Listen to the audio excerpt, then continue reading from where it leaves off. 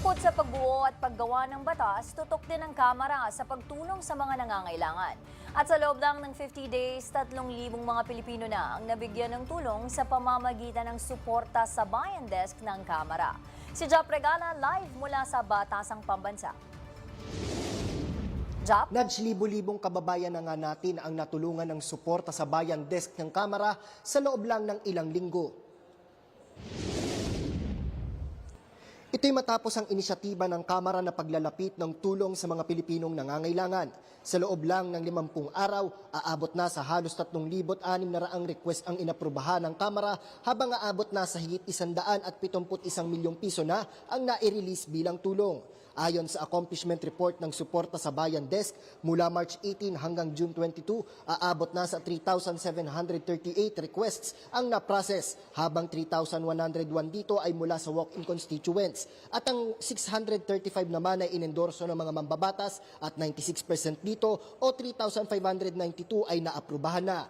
Batay pa sa datos, may average na 72 clients kada araw ang napagsisilbihan ng desk, habang umaabot naman sa higit 175 million pesos ang aprobadong budget para rito. Binigyang diin naman ni House Speaker Faustino Bojidi III ang kahalagahan ng inisyatibang ito. Ayon kay Speaker D, walang ni isang uuwi ng hindi natulungan sa lahat ng inaprubahang ito dahil makakabili na nila ang mga natulungan ng kanilang pangangailangan tulad ng gamot, pangdialysis at pambayad sa operasyon. Anya, nang itinatag ito, iisa lang ang kanilang layunin, ang maramdaman ng mamamayan ang alagang kongreso at sa loob ng 50 araw, libo-libong kababayan na rin anya ang natulungan. Ito rin anya ang tunay na serbisyo publiko. Ayon naman kay House Majority Leader Sandro Marcos, malaking porsyento ang 96%. Tinitiyak nito na lahat ng lumalapit ay makakalaban sa kanyang pangangailangan.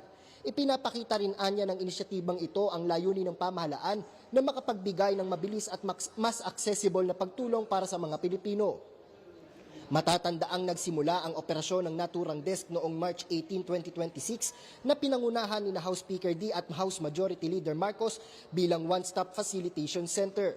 Sakop ng pagtulong ang ilang pangangailangang medikal tulad ng cash relief, mga gamot, iba't ibang laboratory tests, hospital bills at iba pa.